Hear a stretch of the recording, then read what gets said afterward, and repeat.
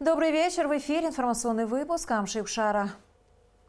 МЧС Абхазии продолжает поиски российского туриста Тимура Деидова, которого смыло водой при форсировании реки Кадор в районе села Джампал Гулрыбского района. Чрезвычайное происшествие произошло 10 октября.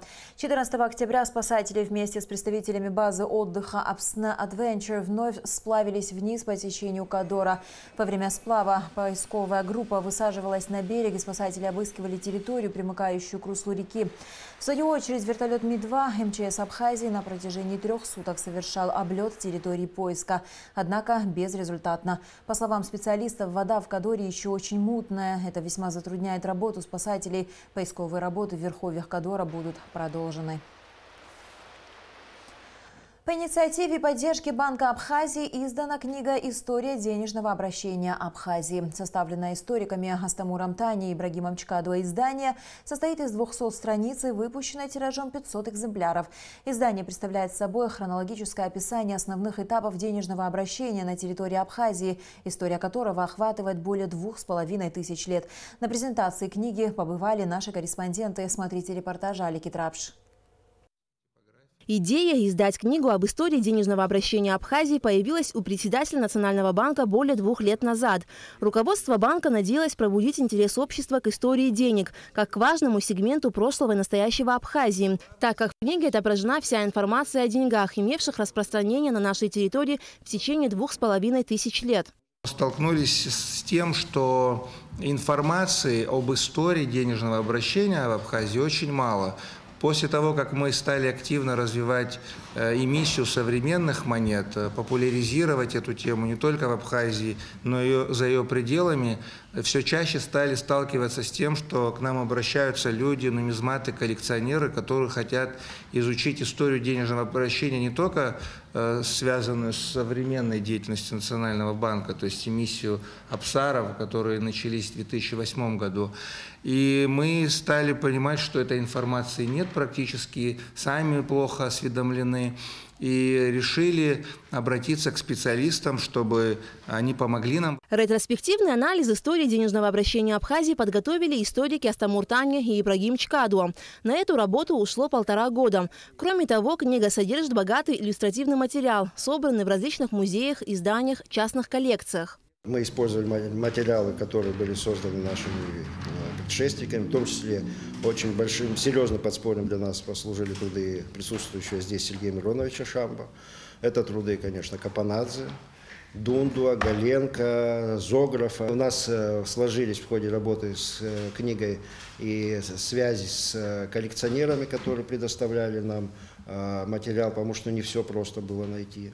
Да, нам были предоставлены изображения и бон, и монет, которые в Абхазии недоступны. Хотели бы, чтобы вновь возник, особенно среди молодежи, интерес к этому важному предмету для изучения истории, как нумизматика и бонистика. Я больше бонистикой занимался, мне интересно это было, поэтому то есть он взял на себя какую-то научную часть, и сбор материалов я помогал ему, и плюс иллюстративный материал также вместе уже делали. И в процессе работы были сделаны находки достаточно интересные, и, конечно, прежде всего для истории Абхазии, но и там, для мира, допустим. Я в процессе работы в музее нашел боны, то есть эскизы бон, не выпущенных сухумских, которые вот Прицкер описывал, но судя по всем признакам, они должны были находиться в том архиве, который сгорели.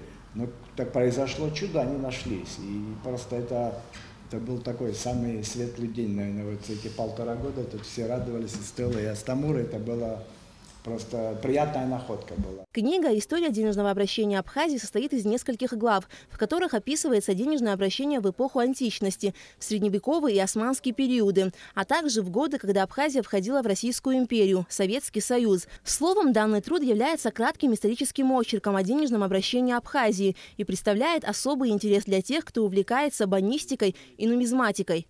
Такого замечательного научного труда, касающегося нумизматики Абхазии, еще не было. Тем более он охватывает все периоды с начала обращения денежного на территории Абхазии. Монеты – это самый такой надежный, ну, за исключением письменных источников, конечно, вот, артефакт, потому что очень много можно изучая монеты, представить прошлое, потому что тут и ареал обращения, тут и связи экономические видны. Встречаются монеты с надписями, которые тоже о многом говорят. Вообще нумизматический материал очень ценный в истории, в археологии особенно, является таким надежным источником. Поэтому я считаю, что это будет очень нужная книга не только для тех, кто увлекается там историей, но и для профессионалов, историков. С 2008 года Банк Абхазии осуществляет эмиссию памятных монет нашей страны, повествующих о выдающихся деятелях республики, архитектурных памятниках и важных исторических событиях. А к концу текущего года Нацбанк планирует открыть музей денег. В нем уже в качестве экспонатов будут представлены древние и современные монеты, денежные знаки, которые использовались в Абхазии на протяжении всей ее истории, а также материалы, отражающие процесс эмиссии денег. Аля Катрапш, Степан Мартиросян, Абхазское телевидение.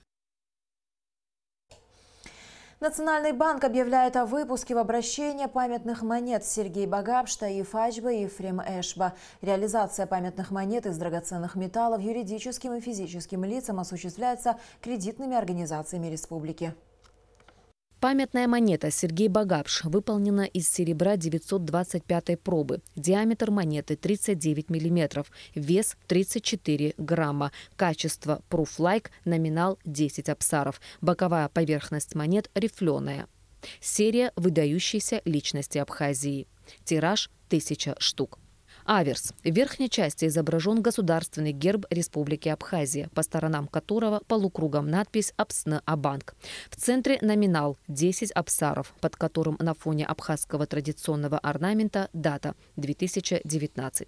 Реверс. Погрудный портрет Сергея Багапш в полуанфас. Круговая надпись с именем и датами пребывания в должности главы государства.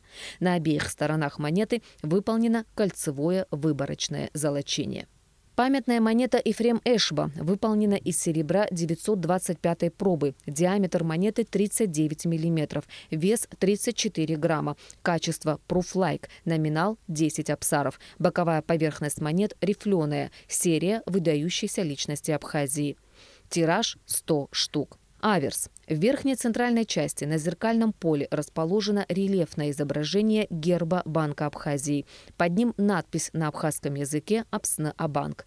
Над гербом полукругом надписи, обозначающей номинал монеты – 10 абсаров. В правой части фирменный знак и именник монетного двора. В нижней части монеты на матовом поле обозначен год чеканки – 2018. Реверс. Портрет в полуанфас Ефрема Эшба. На заднем плане выполненное красной тампопечатью изображение кирпичной стены и сложенного в форме лучей пятиконечной звезды коридора, символизирующих сталинские репрессии 30-х годов. С левой стороны от портрета автограф Ефрема Эшба и даты его жизни. Снизу круговая надпись «Ефрем Эшба». Памятная монета Таиф Аджба выполнена из серебра 925 пробы. Диаметр монеты 39 мм, вес 34 грамма. Качество Proof-like, номинал 10 абсаров. Боковая поверхность монет рифленая. Серия выдающейся личности Абхазии. Тираж 100 штук. Аверс. В верхней центральной части на зеркальном поле расположено рельефное изображение герба Банка Абхазии. Под ним надпись на абхазском языке «Апсны-Абанк». Над гербом полукругом надписи, обозначающей номинал монеты – 10 абсаров. В правой части фирменный знак и именник монетного двора. В нижней части монеты на матовом поле обозначен год чеканки – 2019. Реверс. В левой части портрет анфас Таифа Аджба. В правой части строки стихов поэта на абхазском языке и осенние листья, выполненные цветной тампопечатью. Реализация памятных монет Банка Абхазии из драгоценных металлов юридическим и физическим лицам осуществляется кредитными организациями Республики Абхазия. В эти дни в Абхазии находится группа руководителей российских региональных СМИ. Пресс-тур для журналистов организован по инициативе Министерства по курортам и туризму совместно с Союзом журналистов республики. В программе посещение знаковых объектов туристического значения и другая работа с целью популяризации отдыха в Абхазии. В рамках пресс-тура в конференц-зале гостиницы «Атриум Виктория» был организован круглый стол, на котором встретились российские и абхазские журналисты. Подробности в репортаже Амелии Бисмарк. Практика пресс-туров имеет широкое распространение в мире. В последнее время она становится популярной и в Абхазии. В текущем году данный пресс-тур второй по счету. В этот раз в нашу страну пригласили представителей Альянса руководителей региональных СМИ России. А инициатором масштабного мероприятия выступило Министерство по курортам и туризму Абхазии. Начиная с Гагрского района, заканчивая Творчалом, постараемся мы в этом плане все сделать, чтобы была возможность увидеть наш туристический потенциал, наше историко-культурное наследие, наши природные объекты природного показа и объекты размещения, которые у нас есть и которые, может быть, в стадии строительства. Офис Альянса руководителей региональных СМИ России базируется в Москве. Организация представляет собой объединение журналистов, которые занимаются практической деятельностью в различных регионах Российской Федерации и успешно коммуницируют между собой. У нас организация именно руководителей. Кто у нас определяет политику любой области, любого региона? Естественно, основная газета, естественно, руководитель этой газеты. Поэтому мы гордимся тем, что сюда именно приехали, такие ведущие, руководители ведущих изданий и очень интересные люди, да что самое интересное, они еще замечательные журналисты. Пресс-тур в первую очередь нацелен на раскрытие туристического потенциала Абхазии и популяризацию знаний о республике. Однако это мероприятие может служить и отправной точкой для организации профессионального сотрудничества между журналистами, что в свою очередь позволит решить ряд актуальных проблем. Союз журналистов готов выступить в качестве помощника, посредника, чтобы эта информационная составляющая работала оперативно. Желающие испортить нам погоду в мире очень много.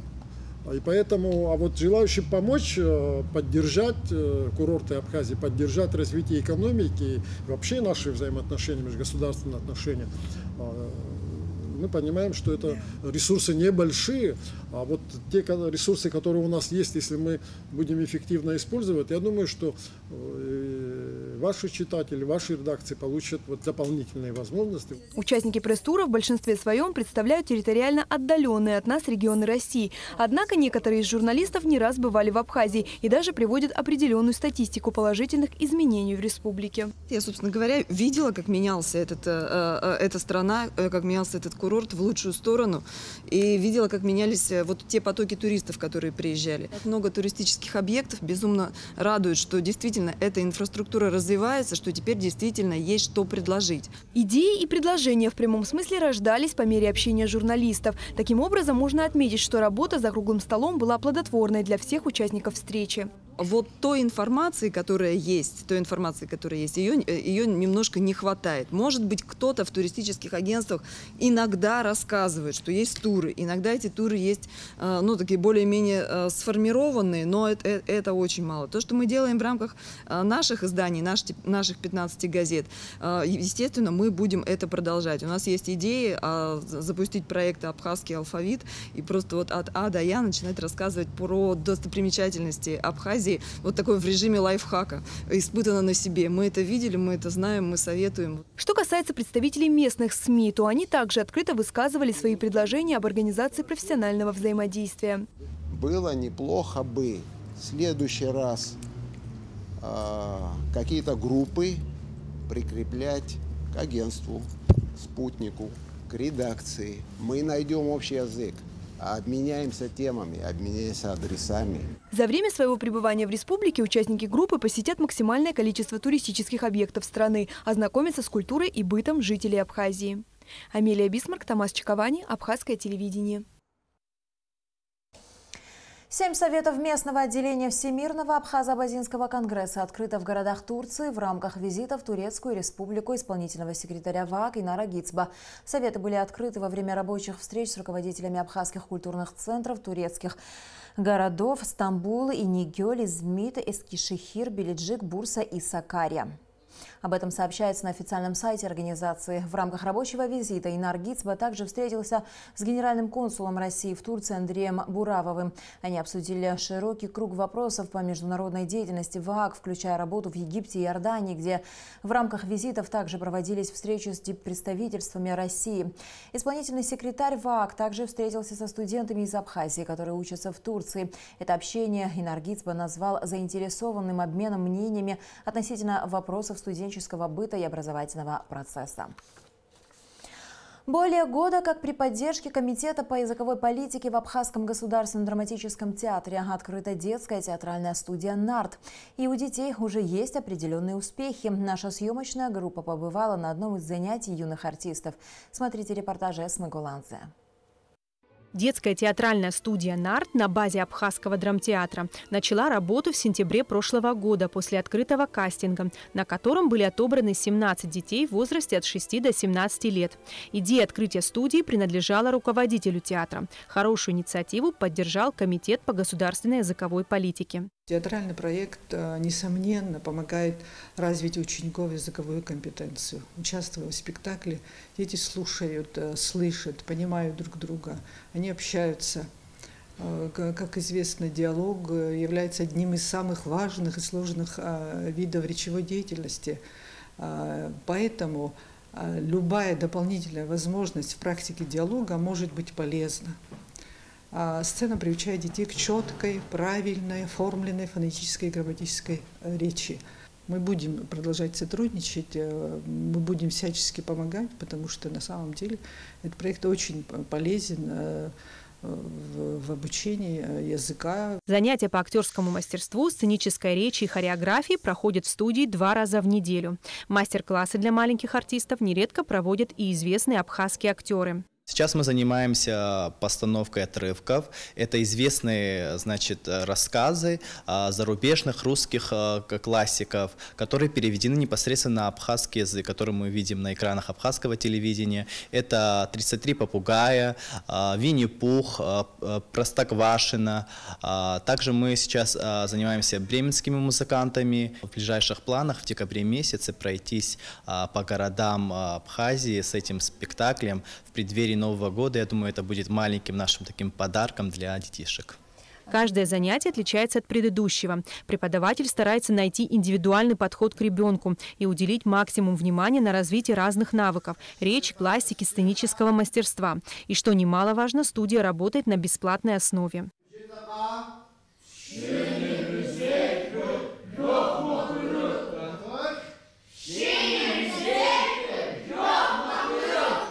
Несмотря на юный возраст, у маленьких актеров уже есть опыт большой сцены. Кроме всевозможных акций и проектов, дети не так давно приняли участие в съемках полнометражного художественного фильма, снятого по рассказам Фазиля Искандера. Иногда у нас бывают спектакли, мне очень нравится, когда мы выступаем. Я начала читать стихи с выражением. Не только стихи, и все остальное.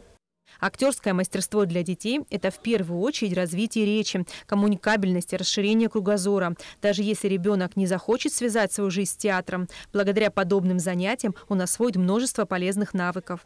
Эсма Гуланзе, Алексей Баструков, Абхазское телевидение. И в завершении выпуска о погоде. По сообщению Гидрометцентра, в Абхазии ожидается малооблачная ясная погода. Ночью и утром местами возможен туман. Температура воздуха ночью 10-15, днем 20-25 градусов. Температура морской воды 21 градус.